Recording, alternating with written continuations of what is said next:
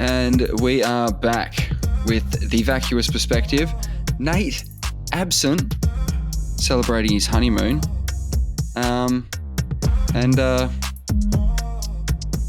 Filling the chair. Johnny Depp. Thank you very much. I'm Johnny Depp. Yeah. It's not Johnny Depp. No. No, it's my brother and fellow pioneer podcaster from way back. I think we can claim that. Yeah, look, I mean, I was, I think, 16 around the time of the first recording, roughly that age. Okay. So you can only imagine the types of pearls of wisdom I was uncorking on the Perth metropolis. Yeah, at that stage. So what does that mean? I was 22. Does that make sense? Yep, that's about right. Okay. And I think we were listening to a lot of Ricky Gervais podcasts at the time. And we thought we can talk shit. I think that's what we thought. Yeah, I think it was mainly it was an outlet. You know, we'd done like little movies, little sketches, bits and pieces, but this was sort of the first sort of foray into, I'd say, a bigger type production. And it did pick up steam at some stage. It did. We had another guy doing the podcast with, great guy. Saw him on the weekend. And it did sort of pick up some steam at one point when we sort of got signed. Involved. We got involved with the sort of signed to the local indie record scene. Crazy story. Well, because he was a fan. Yeah, I met him at a festival, and I don't know how he knew it was me because it was an audio podcast. But as far as I know, it was a more or less an organic get. It was. It's not like mum. It's not like, you know, our mum sent it to him or something. He knew. I don't know how he found it. Yeah, neither do I. To this day, no, I don't know. But he, very nice lad, met me at a festival, and sort of said, "Oh, I've listened to the show," and I said, "Oh, really? Oh, that's cool." And he said, "Oh, I've got a record store. You guys should come down." So we did, and we ended up doing a whole bunch of episodes down there.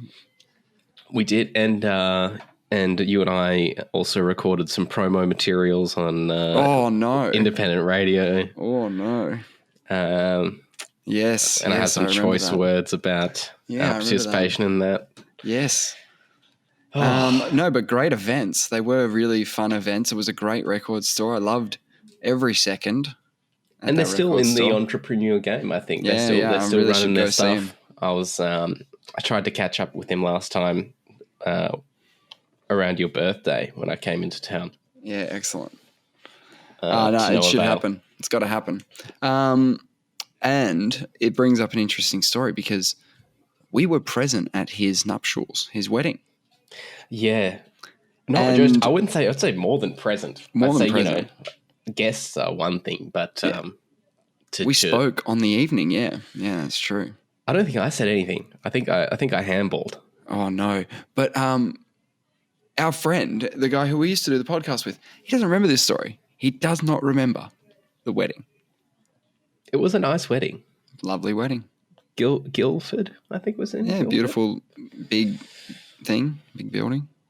But yeah, no, it was a good time.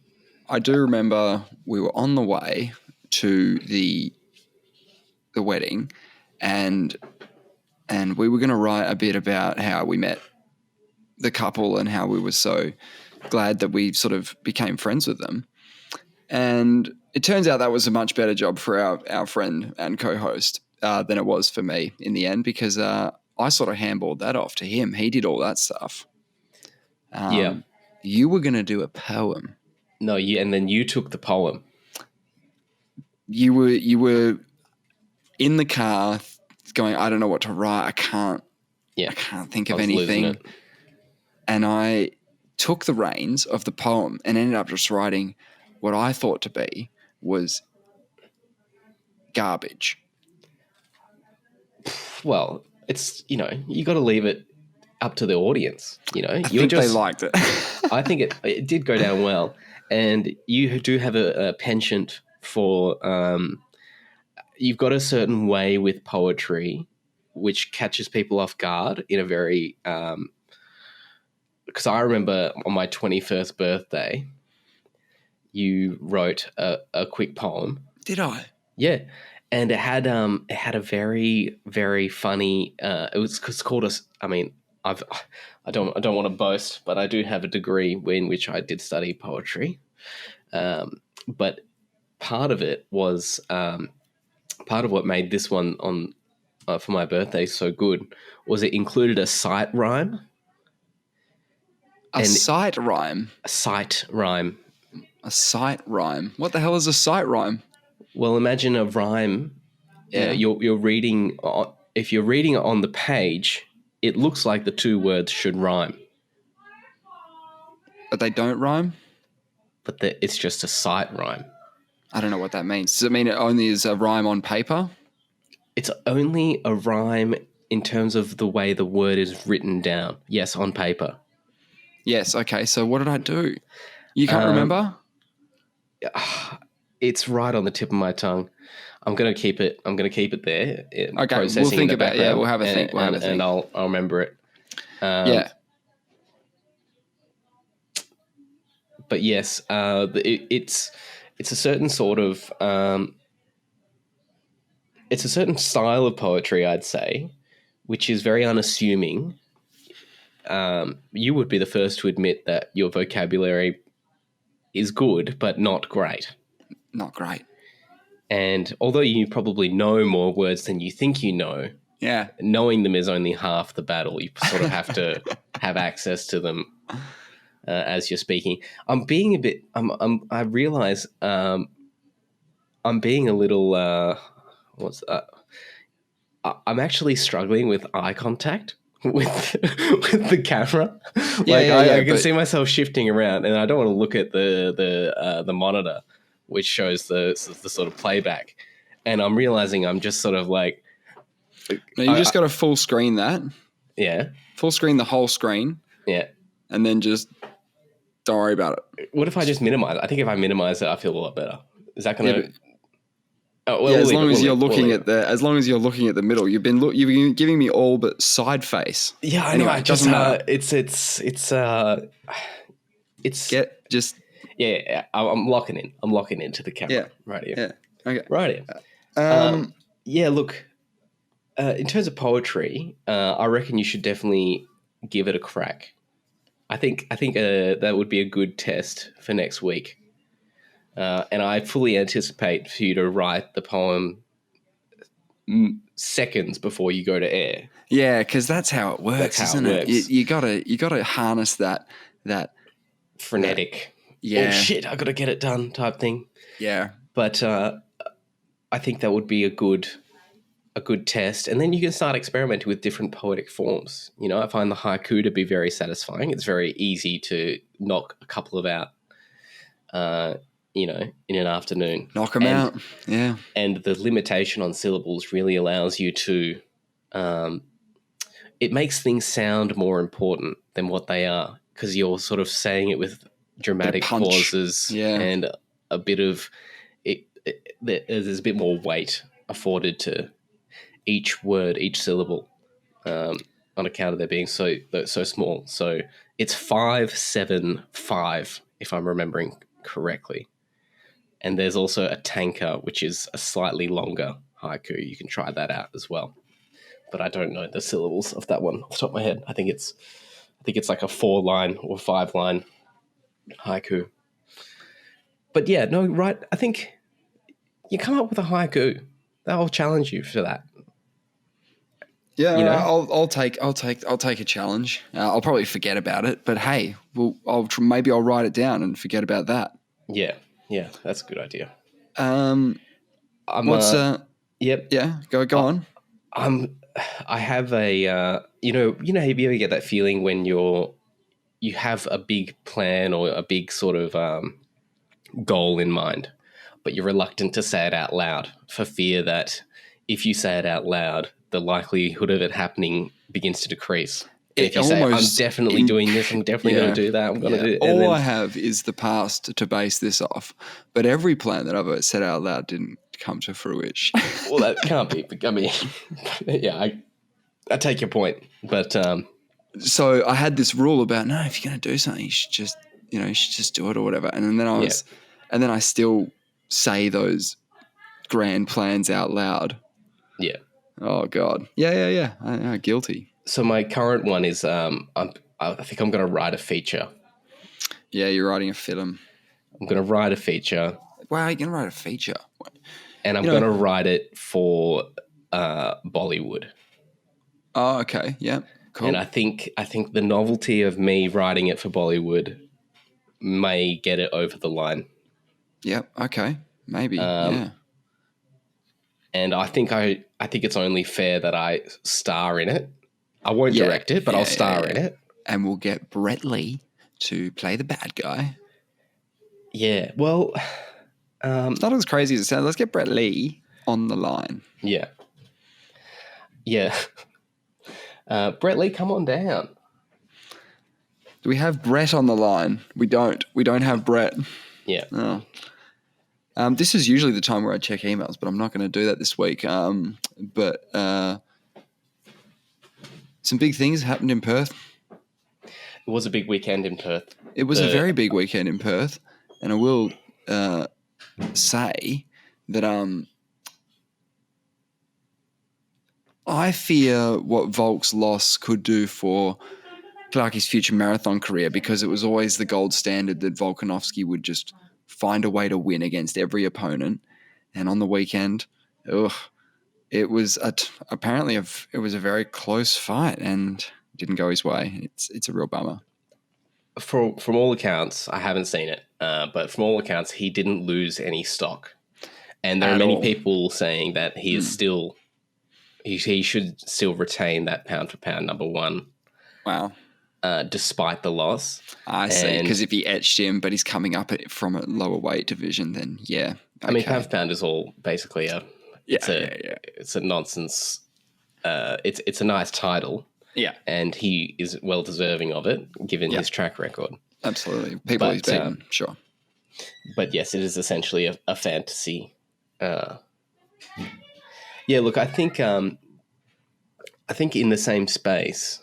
Well, actually, just on Perth, I mean, the Chili Peppers were in town as well. I heard about that. Post Malone got Keys is a big fan. Yeah, that's true. A big fight fan. Yes, that's true. Yeah. Some other highlights. Yeah, Post Malone did get refused entry to a nightclub, and Chad Smith did play at the Mustang Bar. He played at the Mustang Bar. He also played a quiet bar in Melbourne as well. But that's Mustang Bar is a that's an amazing one. I mean, tell the folks at home, what's the Mustang Bar? Can you describe the Mustang Bar? Yeah, it's a place that was open till the early hours of the morning. They had live music there, cover bands. Across the road, great kebab joint. It had a bit of an Americana feel. It did. Kind of like a sports bar / diner. It does a good Super Bowl. Yeah. Yeah, we used to do that, didn't we? I went to one or two, I think. I think I went to one at the Stang.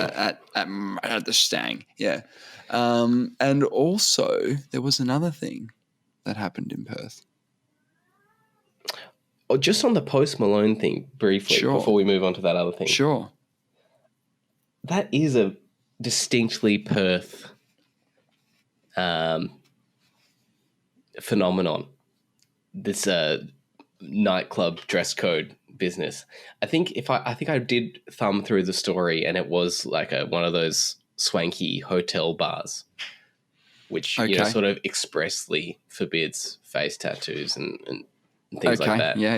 It's not like he's going to the Saint and not getting let in because he's got trainers on instead of correct leather shoes. Correct. But I think that has all relaxed. But I've definitely been denied entry to places on account of my shoes. So have I. It's very confusing. It's like, surely they want the money. To a really weird place to get denied for shoes as well. Oh, which one was yours? Mine was at Amps. You got denied at Amps of shoes. I think I was on there that on my night. birthday. Oh no! I got denied at the front. I've said, at yeah, I Capitol. remember that. I know. There was one at Amps where you kept getting sent back to the back of the line for water. Oh And yeah, we did yeah. it about 3 or 4 times, and then we got to the front. They let you in, and then I think you got kicked out after that. Jeez, it's like another lifetime, I isn't know. it? Yeah, it is. Especially for you. I mean, you're definitely on the. I'm not sure if it's a secret or if the audience knows or not, but you don't drink. No, But you didn't really quit drinking per se. You no. just stopped drinking. Yeah. Would you say you had a problem with drinking? No, not really. I used to get really loud and that sort of stuff. Yeah. But I don't think I wasn't like waking up and having beers, that's for sure. Well, I don't know if that's the measure. Is that the definition? No, but I mean... Nah, I don't think so. Do you think that it's just not your thing? You just don't want it? You just don't like... I think it's probably other things. Yeah. You had a cocktail recently? Did you have a cocktail? Yeah, I had a cocktail recently. A couple months back, but that recently is how that works. Yeah, sure. I've had a cocktail. And when you had it, yeah, it was alright. Yeah, it tasted good. Yeah, it was okay. The physiological effect wasn't too bad. The idea of most cocktails is to put the most amount of alcohol in and make it taste okay. Yeah, and that's what it was. Because I could definitely taste the thing that they wanted me to a little bit, and then I was getting the booze, so it was good. No, it was nice. It was nice. And physiologically, how did you go? I mean, I think if I'm remembering correctly, you might have even had 2 cocktails. I don't know about that. It's possible. But physiologically, how did you, as someone who is not a consumer? Sure. How did that go? Of the liquid. Yeah, sure. It was, it made me feel fuzzy. Had a bit of fuzz. You got a bit of a buzz. I don't think it's called a buzz, not the fuzz. Yeah, no, fuzzing. You're getting a fuzz.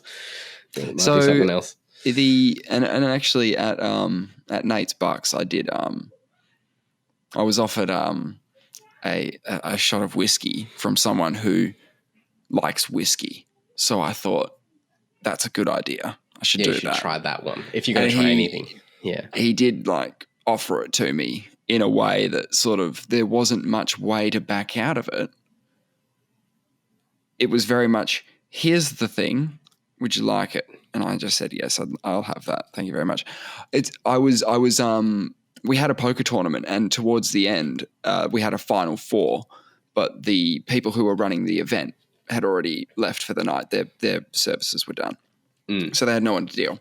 And obviously you were going to get the kick because you've dealt poker in the past, you've dealt card games, you know all about it. Yes. You would have done a much better job than me, but here I was offering my services. I was interested to see who the winner would be, and I was already knocked out of the tournament way ago. So I was happy to deal it up. I was happy to take a break from the party, have a bit of a poker game. Let's go. Yeah, nice. And that's when the offering of the shot happened, and I sort of viewed it as I'm doing this deed for the gang, Yeah. He wants to offer me this.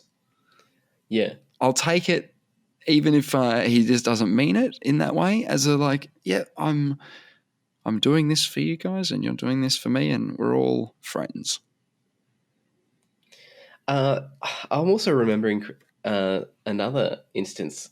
I think prior to this most recent cocktail adventure, your last drink before then was at another Bucks party. Was it? I reckon it was. Was it? Yeah. I think. Was it as a part of a game or something? No. I think you made a resolution that you were just going to do it that night. No. You were like, I'm just going to do it. Whose? How long ago? Years. I would have had a sparing drink in between there, surely. But I've roughly been off the booze for maybe about 9 years, I reckon, maybe more, 10.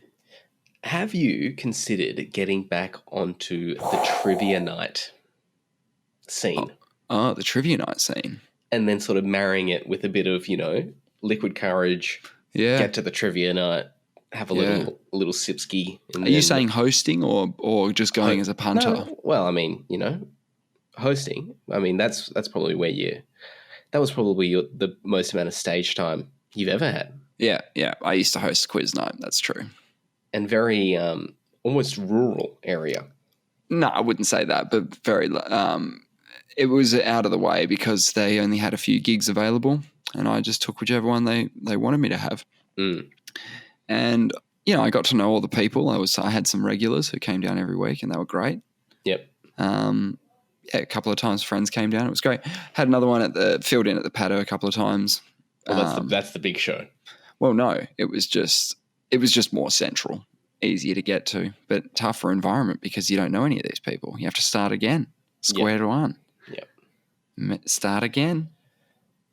If you had to do it tomorrow, there was an emergency. The terrorist is holding your family hostage. You host the trivia night, or we're going to blast their heads off. Sure. You could do it? Yeah. You reckon you'd go all right? Yeah. I didn't have to. It was one of the jobs I didn't really have to prepare much for. The company I worked for shipped you like all the quizzes with the DVD that you put in, and there's 6 video questions, which means you're off the hook for those 6 questions more or less. You just got to introduce it and maybe do a bit of a gag about it or whatever.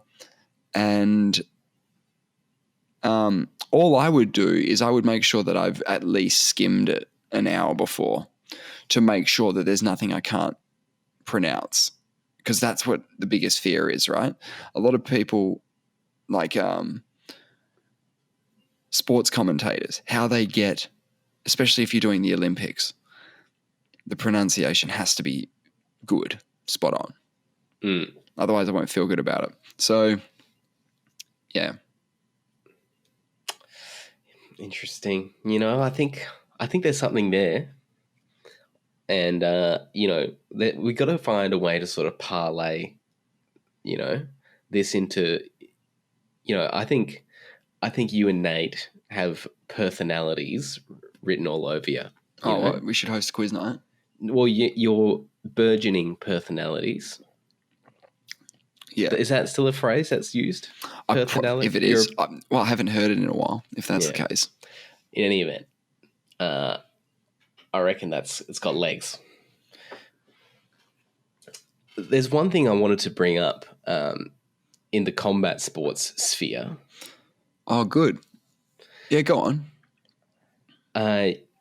You put me onto Powerslap. Oh, no. I know. And I've had a bit of change of heart, I'd say. So wait, we need to know what camp you're in first. Did you watch it, had a gutful? You played it for me. We were watching it together. Yeah. In fact, we were watching a lot of things in that sort of, not genre, but definitely in that sort of area, because we were watched a bit of Jackass. A lot of Jackass. A bit of nostalgia, but also they're pretty good movies. I'd say they're quite good movies, actually. I've described Powerslap as when a 17-year-old's birthday gets out of hand. Jackass is very similar vein. Yes.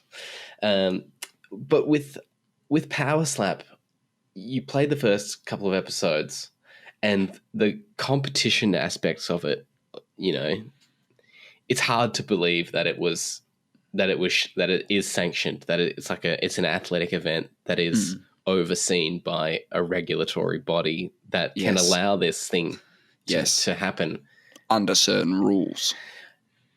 And the calling of the shot. So for those unaware, you have to sort of announce. You have to play. The referee will instruct you and say, "All right, well, stand in the box. You can't move your feet, so you can't sort of like do a run up or twist your hips too much, or overextend like that."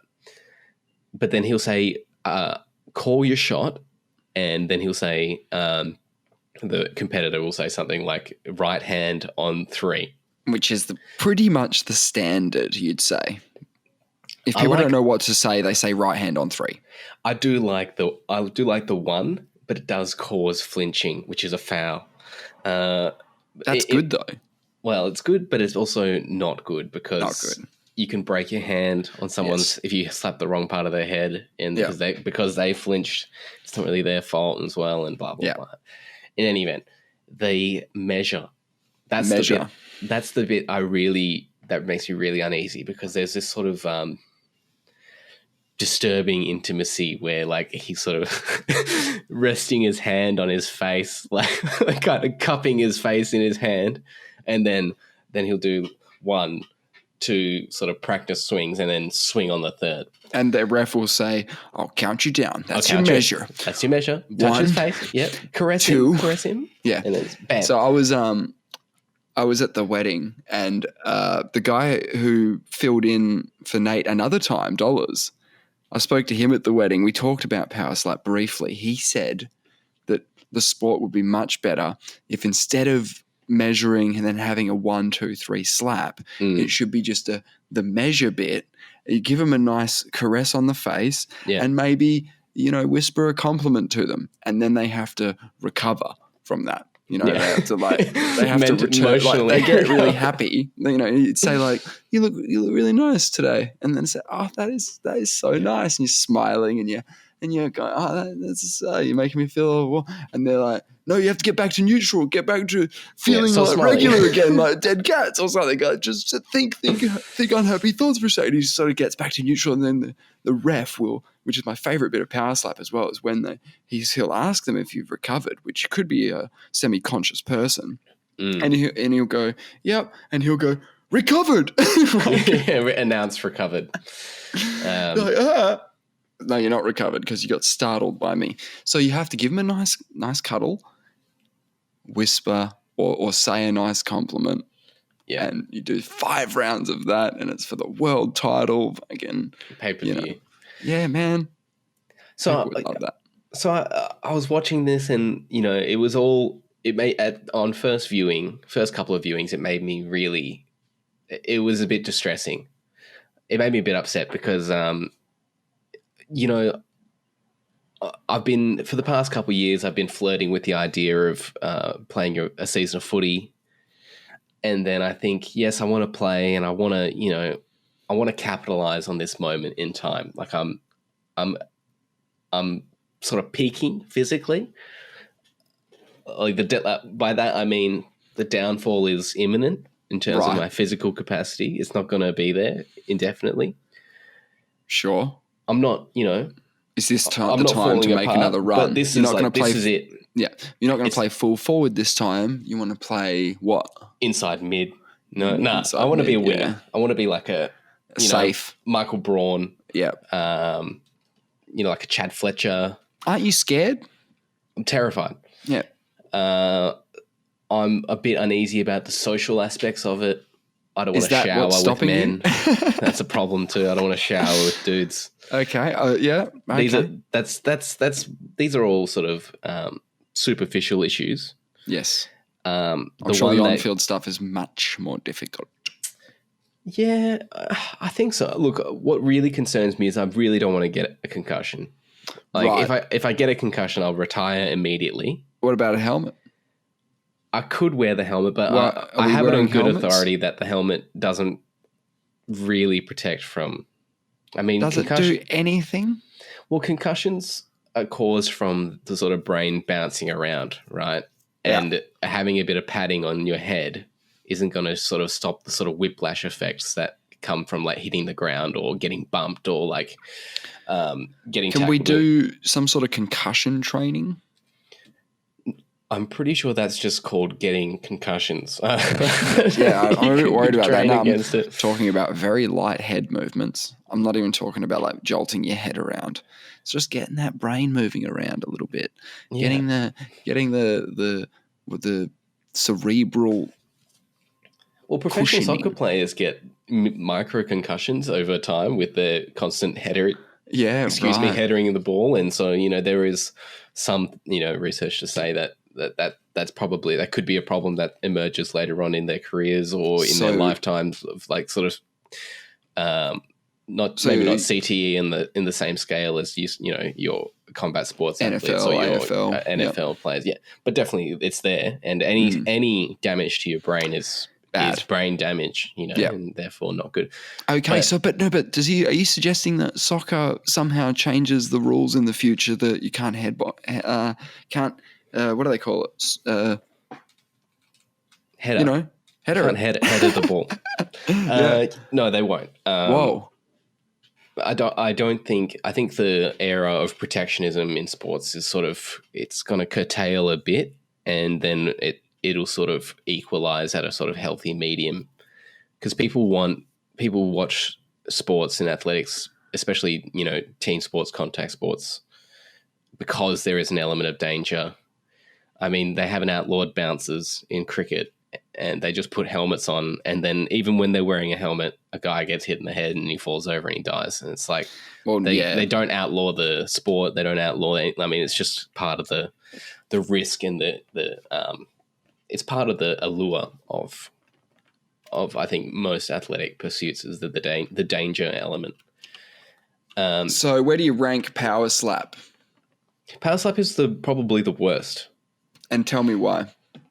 It's undefendable, and you can't train to withstand punishment. Like there's no defensive capabilities, and any other combat sports, defense is probably more important than offense in a lot of ways. Like being able to defend yourself. What referees say to each other in combat say to the combatants in combat sports is, defend yourself at all times. It's a critical element of the contest, and it totally stripping it away is just absolute bonkers. So that was really upsetting, watching men get knocked out sort of willingly, right? Yeah, absolutely. Like taking taking a shot like that is pretty wild. I saw a guy close his eyes, because there are rules, and one of the rules is you're not allowed to flinch. Sure. And if you flinch too much, then you'll lose the contest on points. But he was just completely eyes closed, like he was going to kiss his sweetheart. Yeah. But just sort of his in somber prayer that he doesn't get knocked out. I think he survived that one. Wild. But I'm not sure if that... Anyway, so the first viewing I was really distressed because of the health impacts and it's just a difficult watching men... People get knocked out. Get concussed on purpose. It feels like there's no it feels a bit futile in that sense. But nevertheless, I turned a corner.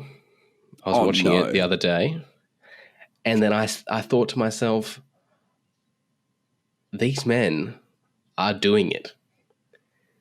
Whether it's right or wrong, whether it's a good athletic pursuit or not, it's happening under my watch, And if I don't watch it, you're right. That's more insulting to them. Is it?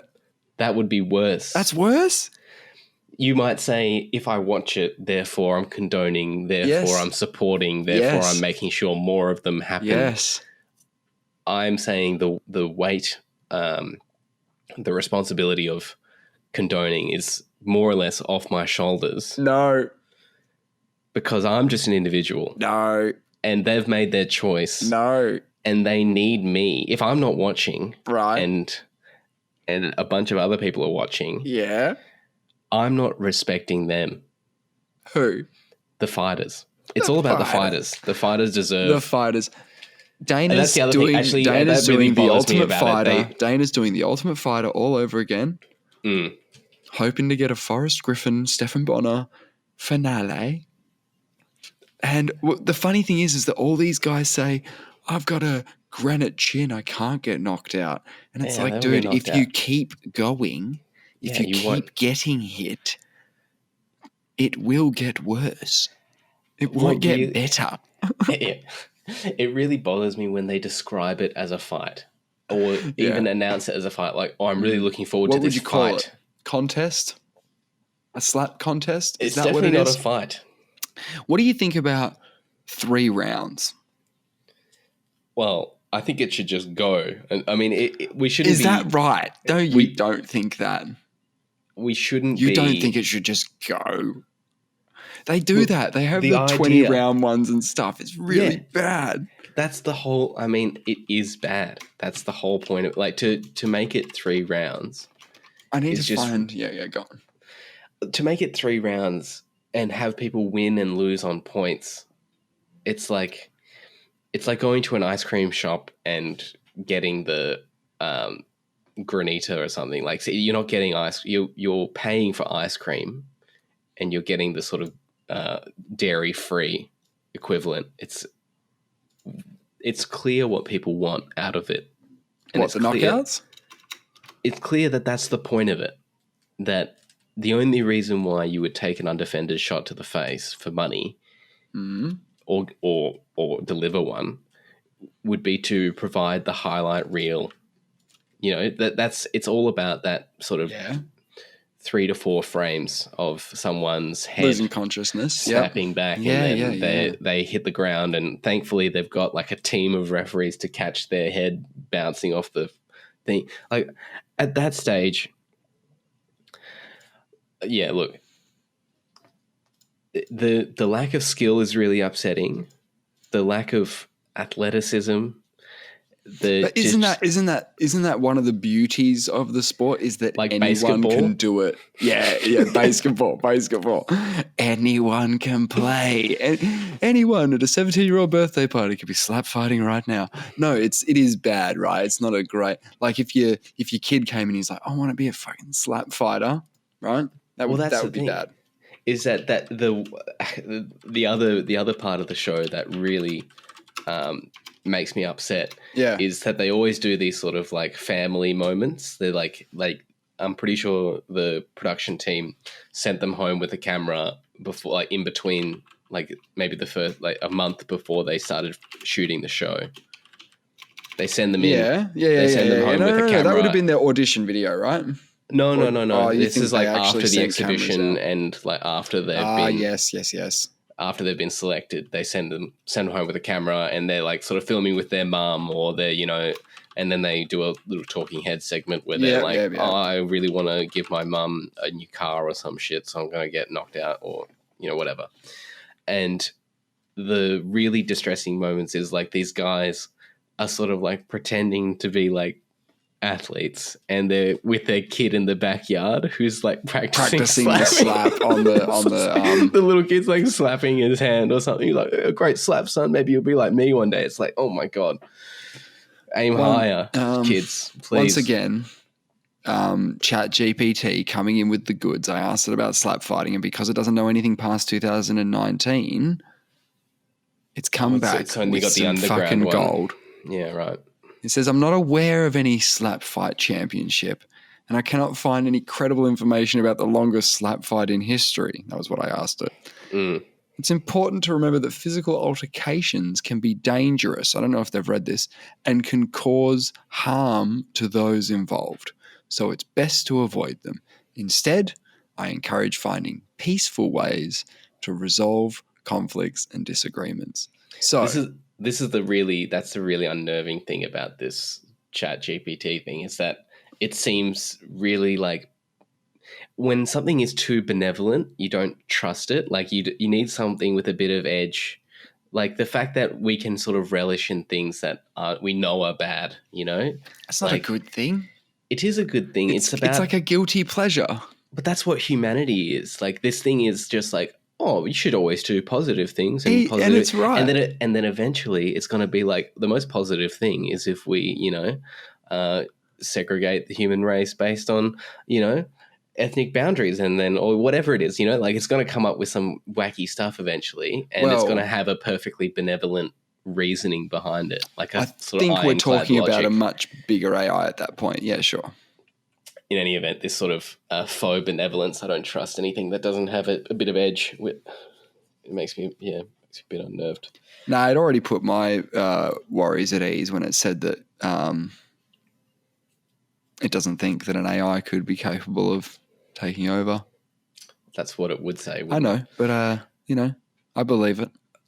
I think maybe a couple of years ago, I sent you a link to a YouTube documentary called Ice Cream Man, Yeah. about about one of the original YouTubers, Dax Flame. Yeah, Dax Flame. Dax Flame is a really interesting character. He's kind of, how would you? He's got. He definitely comes off as someone who is socially awkward. 100%. Kind of says things in a funny way, but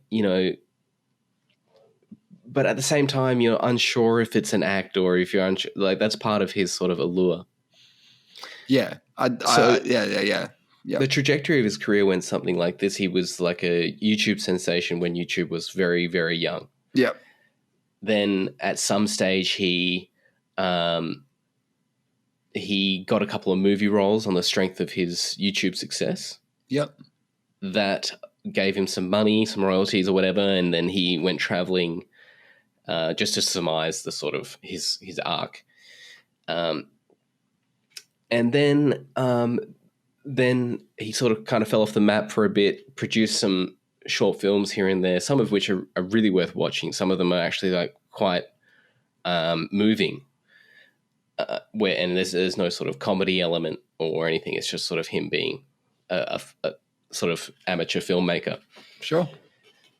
Anyway, he at the beginning of last year, I think it was, he made a deal with himself and his audience. And he's got a fairly small but I'd say loyal fan base. And he's very upfront, very honest. And he was saying, look, I can't do this. Like this YouTube thing, I feel like I should just give up. So unless I reach 1 million subscribers in this year, I'm going to delete the channel and delete everything and just disappear. Which is a bit, hell of a claim and an interesting experiment. And then midway through the year, he says, look, I might not be tracking to hit 1 million, so I'm going to give myself some exit clauses out of this deal. And one of the exit clauses was to produce a feature-length movie, which he then did. He didn't reach 1 million, but he produced this movie. Anyway, this year has been characterized by the use of AI. He's essentially letting the AI run his whole channel and life as much as you would believe. But he does this amazing thing where he goes to the park, he texts his AI, says, I found a guy in the park, what are some YouTube video ideas? And then the GPT says, yeah, try this, try that. And he just does it, right? Yeah. Unashamedly, unabashedly, just, is doing his best. Mm-hmm. But, and it has so far helped, he again, at the beginning of this year said, I'm struggling. I don't know if I feel like I have to go back to my day job. I'm not sure if I want to make YouTube my career, but it's not working. So I'm going to let the AI do it. So that's something that's another little sort of AI related experiment you should keep an eye on. Yeah. I'll keep an AI on it. Oh, got him. Yeah, got him. No, the Chili Peppers were in town. Chili Peppers have come and went, I imagine. Yeah. I didn't go. No, I don't think I want to go. I have seen them live. Have you seen them live? I have not. You haven't seen them live. For how long do you think they've remained our favourite band? The longest. The longest. It probably for me, it had the record. It had the record. The record's probably new now. But I know that you shit on them now. I don't shit on them. Well, but there's gold in there still, even though it's not all great. I think it might be fool's gold. Like I know what you're saying. Like I see the flash in the pan and I want to believe, but then when I pick it up and I actually examine it, I go, oh no. But I don't think you're actually examining it then. Yeah, look, I hear you. and I might be willing to give it another crack, but every time I listen to it, I really struggle. I really struggle to. There's to definitely find, going to be some ones that they're I just just not struggle fair. to They're hear just not what I fair. heard before. Like I used to hear it and hear something else, but now when I hear it, I just hear. I think I just look. I think understand. Anthony Kiedis is really obnoxious. He's just supremely obnoxious, Is he? and I don't know. And his personality, I'm sure I don't think his personality is obnoxious, but the way his vocal style and lyrics and everything. And I read his autobiography and I loved it at the time. Like I loved everything about the Chili Peppers, and it pains me to like backtrack on something that I previously felt very strongly about. But sometimes you just were wrong about things. Or your taste changed. No, you weren't wrong. Your taste changed, and your tastes do change. I agree with that. But and things that did it for you just don't. We'll do listen to some anymore. bangers later. Oh, you want to give it to my mama or whatever? No, what you've got. No, you want to give it to my dog. I want to play really bad ones. Like My Friends. No. Like something off By the Way, like the worst song on By the Way. I want to put that on. What's that one? It's probably Throw Away Your Television for me, but yeah, that's the greeting song of By the Way. This is very specific. I don't like a lot of people probably. Actually, we used to do that thing, didn't we? I think we can still do it. I think we're pretty. Do what? If I say a Red Hot Chili Peppers track, you will be able to tell me the album. And not necessarily the track number. Not necessarily. No. But you can quiz me, and I can get them all wrong, so that's fine. Okay, look, I'm going to. Well, Throw Away Your Television. I know that one. I know that one for sure. It's either 8 or 9. I know for sure it's not that. Okay, so how?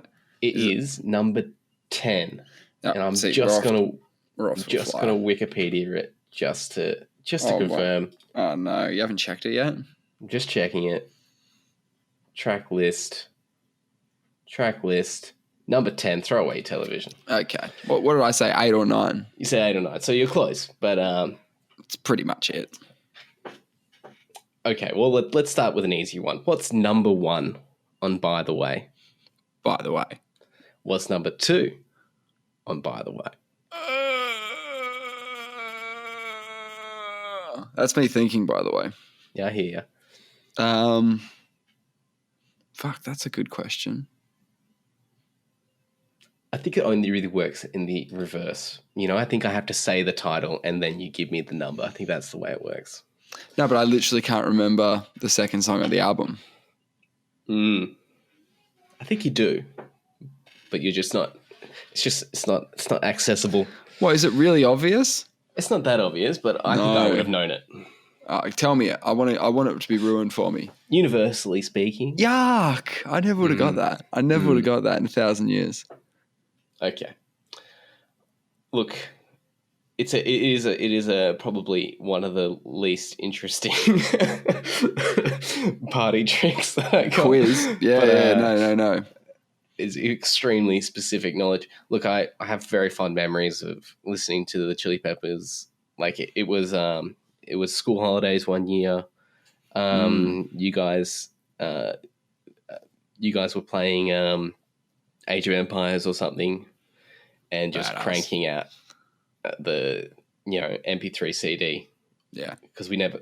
Well, that's the thing. We grew up pirates. Do you remember that? I mean, I'm not a pirate anymore. I can proudly say I don't pirate things. No, it was every single kid in our era had a Winamp playlist.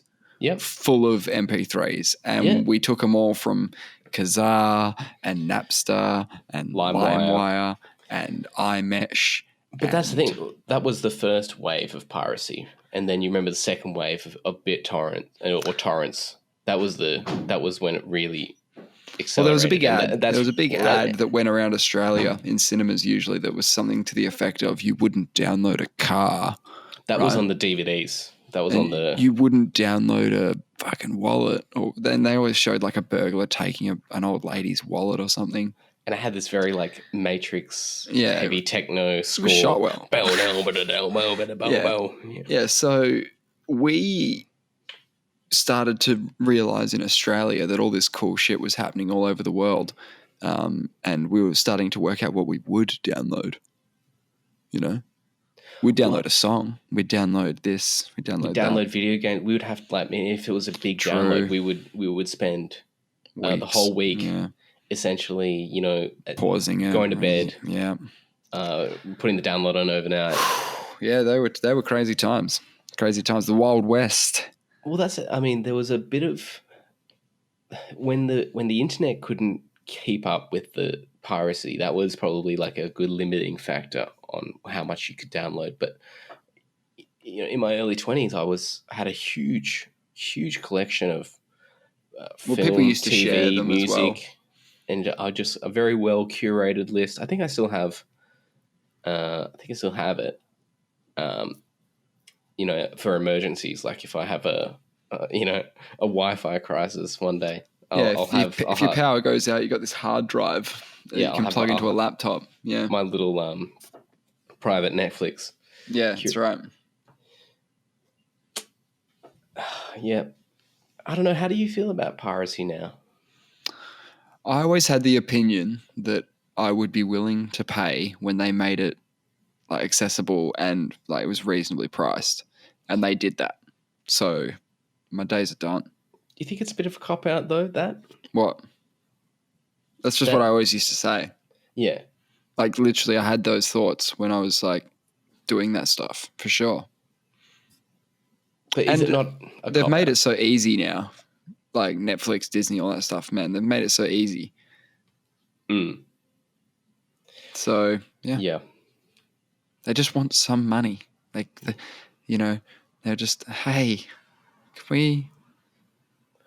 Former podcast pioneer that we referred to earlier.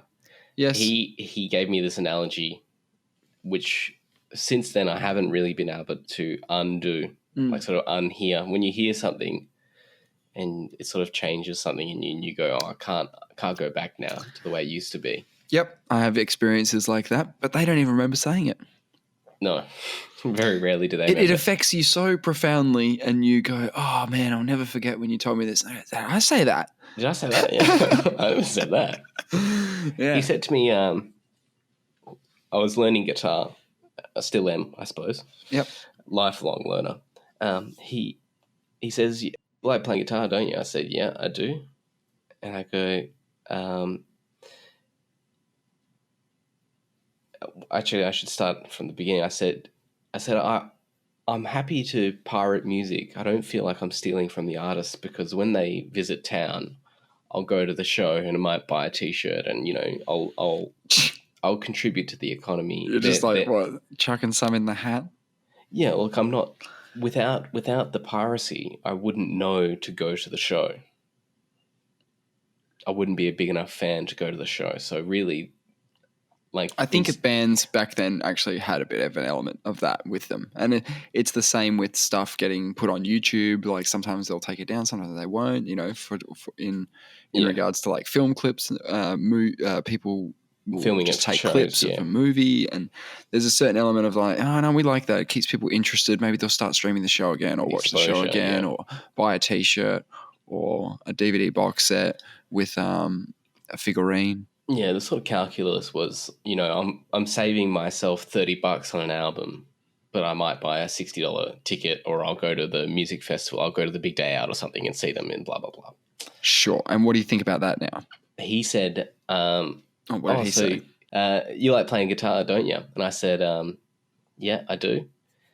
And then he said, so do you just like buy a guitar and then steal the amplifier? Yeah. And I'm like, well, no. Obviously, I buy both those. I wouldn't download an amplifier. No, you can't. But if you could, you would. Like if there was a 3D printer that you weren't meant to have, but it could print anything, and then it says you wouldn't download a car, and you're like, yeah, no, I probably would, and then print it and then drive it. That's probably another one of those innovations which I thought might take off a bit more than what it did. 3D printing?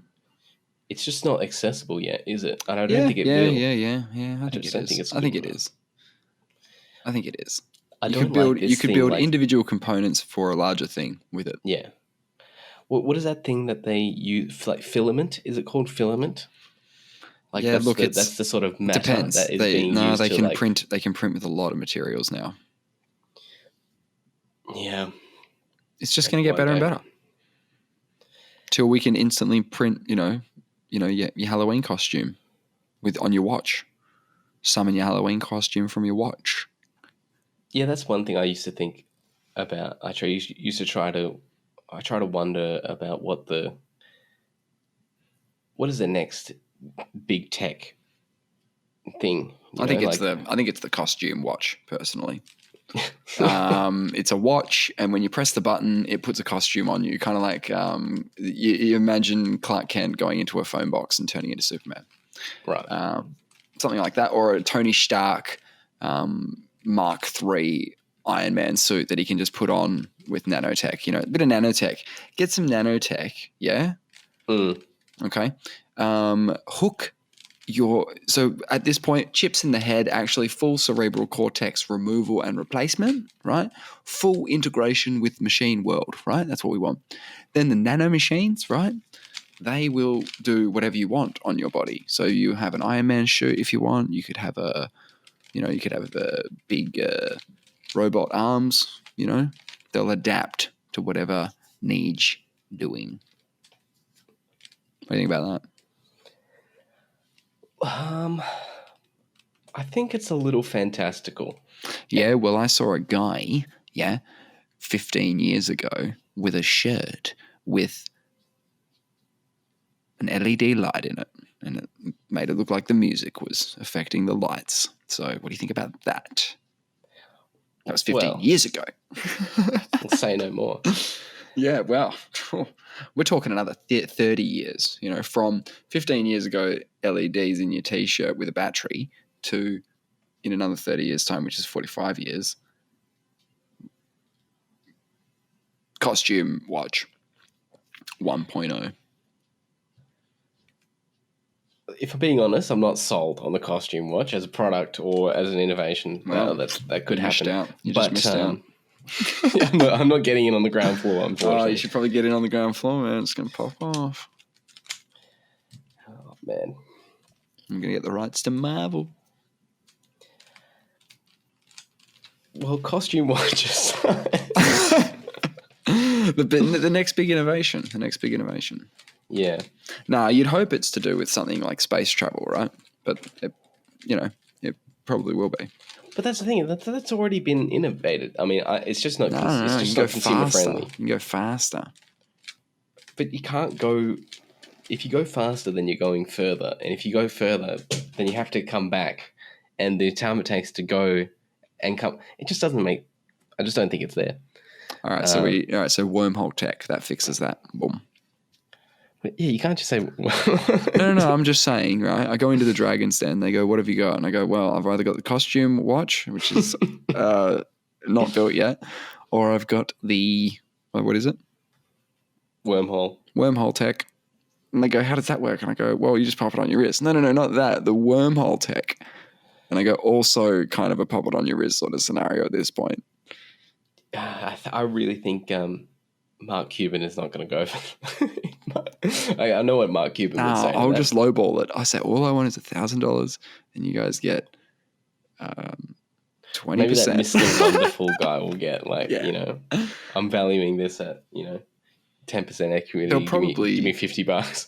Yeah, they'll probably quiz me a bit on my physics knowledge. So I'll have something just really lowball and ask for $50 for the whole company. Look, if you give me $50, I'll walk out right now, no more speaking at all. I promise. They go, deal, and I go, fuck yeah. Yeah. I could keep going. Yeah, that'd be a great way to earn a quick bash. All right, let's. Look, I think that's about it. Yep. Good job, man. Thanks for filling in. Great job. Yep, look, I tried my best. I'm really, really struggling with the camera. Yeah, I that's can't fine. tell you. Like I think even in IRL, I struggle with eye contact in IRL, and it's never something I thought I did, but it's clear that I do. I like to sort of. It helps me think if I'm sort of moving around or looking around. I'm Yeah, but that fidgeting a bit. doesn't work in real life. Like I've solved a Rubik's since we've been talking. I've solved a Rubik's cube. Is that what that probably was? about half a dozen times. Sorry if there was any sounds like that. Yeah. Didn't mean for that to come through. I was doing it as silently as possible. Jesus Christ. All right. Got a baseball here that I'm sort of, I just No, don't do that. but I can't look at the camera. It's really disturbing. But I did my best. No. Look, I think the audience will forgive me. Yeah. And I'll keep you up to date on the script progress. Yeah, do that. I think it is a winner. I have tweaked it a bit. Look, we'll just end on this. I'll just give you a quick little plot synopsis, because last time we spoke about it, I said it is like a Freaky Friday type, that type of body swap rom-com where the dad and his daughter's love interest swap bodies, and then they learn lessons about each other and all this stuff. And then you quite rightly sort of challenged me on that and said, are you going to have the father, in but are you son's saying body? I'm confused. Sorry. I'm still confused. Who's swapping bodies? You said the person and their partner, right? No, the father-in-law to be and the son-in-law. Yeah, you can't do that. Why? They're not going to become intimate. It's going to be a joke. It's going to be a comedic scene when his daughter is coming on to him, but he has to sort of reject and he has her to sort advances. of wriggle away. Yeah. And then there'll be a time when the mother-in-law is coming on to the son-in-law in the father's body. Sure. And he's going to be sort of like rubbing it in the face of the other guy. He's going to get very upset. There's lots of great moments. It's basically written. Yeah. No, brilliant. There's, just got to fill in the gaps now. I've got that scene. I've got you need me to write some songs or something? No. Look, all that stuff comes later. Just got to get it on the page, and then get the translations going. I like it. I've been thinking about titles. Yeah, good idea. Because there's a certain sort of era of Bollywood movies which had very funny titles. In terms, is that funny when translated to English, or funny even? Funny in the sense that if I translate it to English, you'd be like, that can't be the title of a movie. That seems too like a straight down the line, too obvious. Yeah, but there are movies like that in Western cinema as well. Give me an example of a title, especially as in the old movies. Like a whole sentence, maybe like Gone as with good the as Wind. It gets. As good as it gets is a good example. Pretty Woman. Pretty Woman is that makes sense. Pretty Woman. I was only just saying that because it was the next sort of old movie I could think of. It's a song. It's but here's one. There's a certain there's a very famous movie called Kuch Kuch Hota Hai, which is like one of the classics, right? And if you translate it literally to English, it'll say something happens. Is that it? I thought it was something happens sometimes, but not other times. That's a different one, yeah. Something happens is essentially the literal translation, but on the movie poster, there's a bit of context which helps you sort of understand what something happens means, because the movie poster reads, when you fall in love, it's because something's happening or something's happened. Something's happened. So something being love is happening. Something like that stirring within you, that sort of that butterfly feeling. Sure, it conjures different, more complex emotions. There's another one, Kabhi Kushi Kabhi Gum, or K3G it's called. Oh. And that means that means sometimes happy, sometimes sad. It's a good one. That's a good one. And the most famous one is DDLJ. Well, I won't read the whole title, but that roughly translates to "the big-hearted gets the bride." Well, spoilers. Well, who's the big-hearted? You know, Right? Is it a bit like the Kevin Spacey one, The Usual Suspects? Is it? Not sure. Yeah. You're not sure who's the Soze. big guy. Yeah. So keep your mind. Yeah, and we'll get Brett Lee tuned involved. into that title, you know, because something like Switcheroo, you know, I'll have a think. Yeah, the father romances the daughter type. Actually, I'm thinking I probably shouldn't be divulging too many plot details, as it is bound to get written by someone else. Not saying that they will steal it, but it's often the case that, you know, that something happens.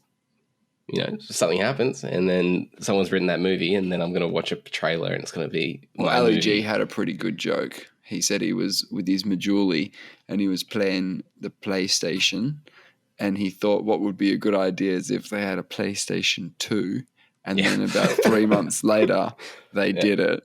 How do you think those? How do you think they stole my idea? Sort of thing. Yeah. Well, thankfully, I'm not sure if your audience in India is really there yet. So the chances of Karan Johar, whatever. I'm sure the phones have gone wild, right, with these movie ideas. Yeah. Yeah. The movie that's basically written itself. Yeah. The studio head is on the phone already. Just get me, get me Brett Lee. All right. Good stuff, man. Thanks for having me. No worries. Thank you. You know, I'll try to keep on the power slap. It's called Powerslap, isn't it? Powerslap. God. Yeah, as you turn a corner, I might be turning another corner. Yeah. But no, I'm still like all in because I like the house drama. So Dana, keep it up. You got me. You got him. I'm not buying a t-shirt. All right. Good stuff, man. Yeah. Thanks, man.